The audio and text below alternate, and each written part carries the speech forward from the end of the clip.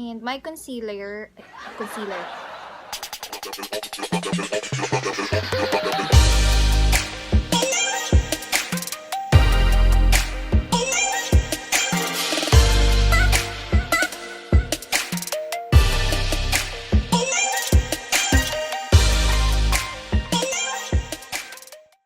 So what's up guys, welcome back to my channel.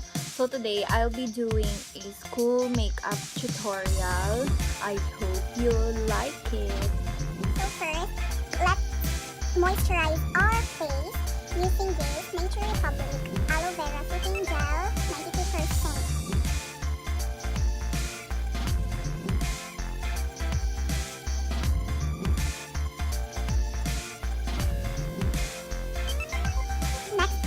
We will put the primer. My primer is Maybelline New York Baby Skin Pore Eraser.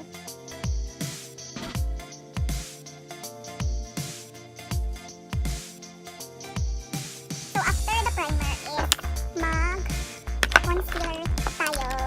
My concealer Concealer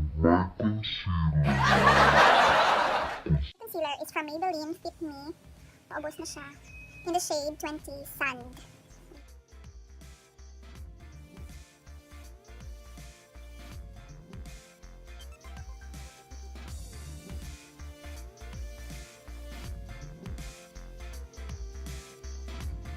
So we're done with our concealer. So next is our foundation. So my foundation is from Maybelline New York. Ito siya, Super Stay 24 Full Coverage Foundation in the shade 310 Sun Beige.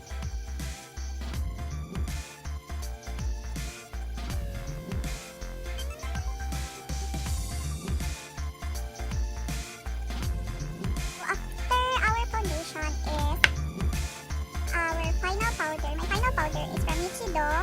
Final powder in the shade Creamy Glow.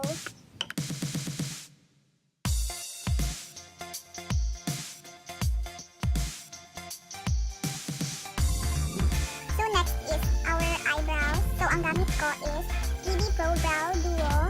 Meron siyang pencil and then powder brow with brush sa baba.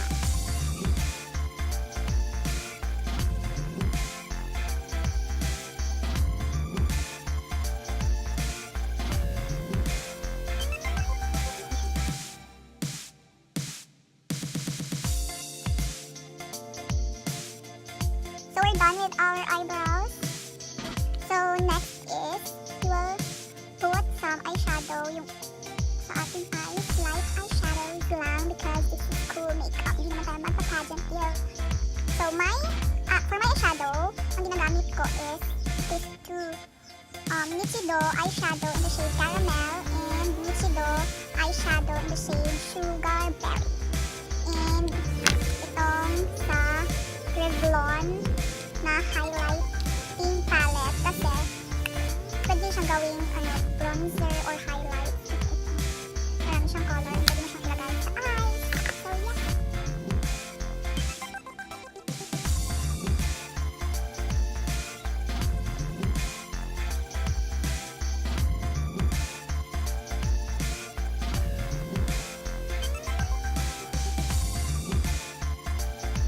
So maglalagay lang tayo ng konti nito dito sa middle eye.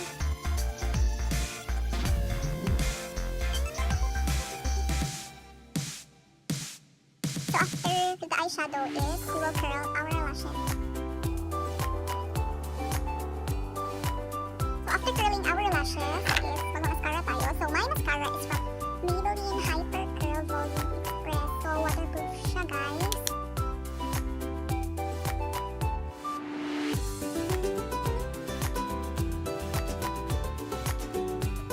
So we're done with our eyelashes. So next is blush.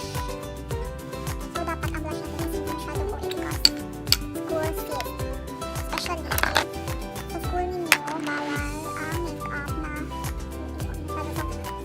from Michido True Colors Collection Powder Blush in the shade Tomato. Sa kanyang color.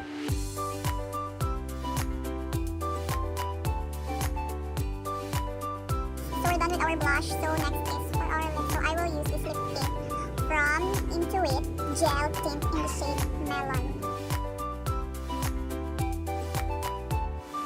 So this is the outcome of the makeup tutorial that I made.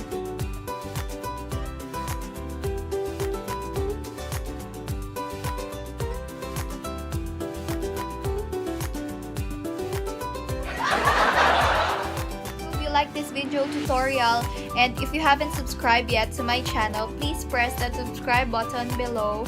Please press also that bell button for post notification for you to be updated if I'll upload a new video. Thank you!